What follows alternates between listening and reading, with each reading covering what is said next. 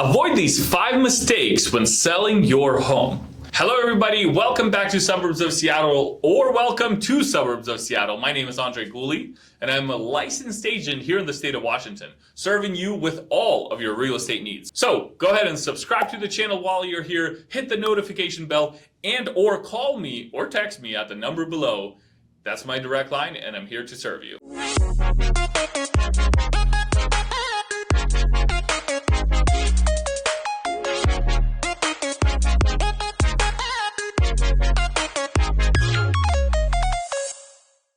And without further ado, let's talk about the first mistake that people make when selling their home. And the first mistake is overpricing their home.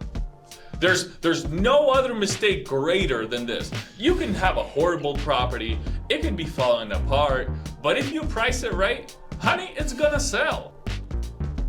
So price your property right. Most agents, what they do when helping a seller identify a price is they look at sold comparables. We don't care about sold, not in this market, really not in any market. What's more important is the currently pending comparables. Pending homes are homes that received an offer in today's market. The market 3-4 months ago, if the home sold back in March or April, nobody cares about that. That's when interest rates were at 4% and buying power for buyers were significantly higher.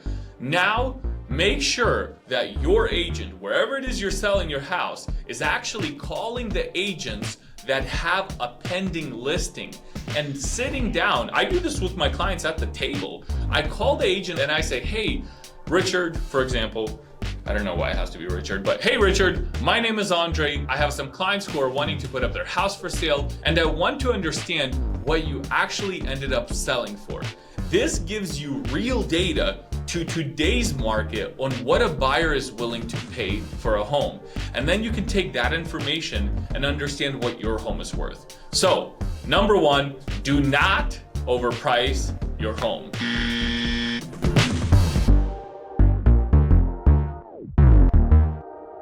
Mistake number 2 is not cleaning or decluttering a home. Your home, you made it your own.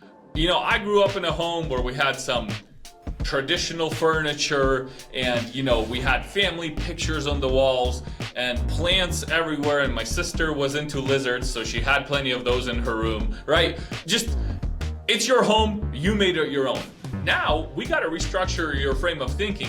We're trying to transfer this home to a new buyer. What is the new buyer looking for? Most new buyers are looking for a home that's somewhat in a model condition, right? And I'm not saying remodel your house. That's not what I'm saying. I'm saying simple things such as decluttering your home, taking off everything off the countertops, off of bathroom countertops, kitchen countertops. You can leave your espresso machine. I know I love my coffee in the morning, right? So I'll give you that one. But everything else has got to go. The toaster that you used last month or any of the other appliances in your home. So those things gotta go. Decluttering your home, professionally cleaning it. There's nothing more important than getting a professional company to clean your home. When you live in a home, you might not notice it, but when I come into a listing that I have never seen before, I notice things right away such as, oh my gosh, the blinds have a 1/4 inch of dust, right? And that's just something that people get used to while living in their home. Unless you have professional cleaning that happens every single week or every month, you're gonna have dust on blinds. That's how it works, right? You're gonna have some dirty floors, maybe some stains that you forgot about on the carpet, right? Or on the bedroom door, you know, kids with sticky little hands, right? Oil, whatever it is, right? All of those things are noticeable to somebody who has never seen your home in before. It's very easy to live in a home and get used to the way it is, but when somebody comes in, they're expecting somewhat of a model home condition where you come in, things are decluttered, some furniture, right? Just a nice, easy flow.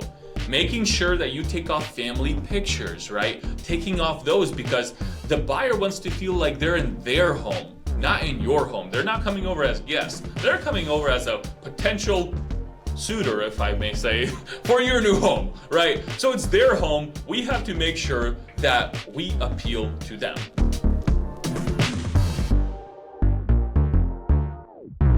Mistake number 3 is not staging a home. And there is a little caveat to this, because if your property is very small, sometimes staging it is a bad idea. Sometimes it's good to leave it open so that a buyer can come in and visualize what they want to see in the property, right? I don't always stage my listings. Whenever the seller wants to pay for it, it's a good idea.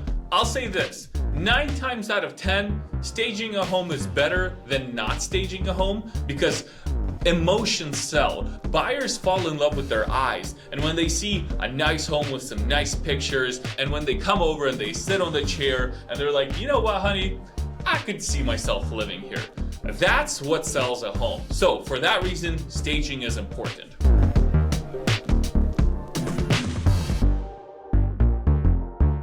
And mistake number 5 in today's market, this applies to today's market, the mistake that sellers make when selling their home is not being lenient with the buyers.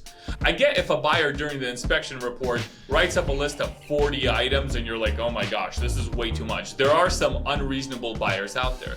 But if a buyer comes back and says, hey, look, there's a little crack here, and can you replace the rotten trim board there and maybe the toilet?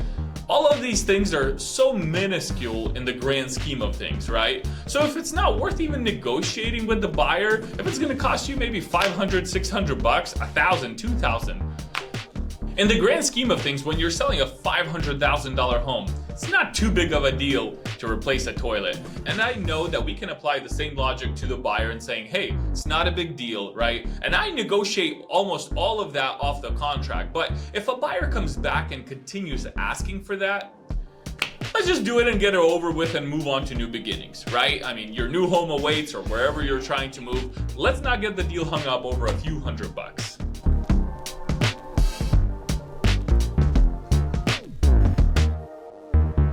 So guys, thank you for tuning into this video. I appreciate your time. I appreciate every single one of my subscribers. And if you're not a subscriber yet, why not? Click the notification bell, hit the subscribe button. My number is down below, and I'll see you in the next video.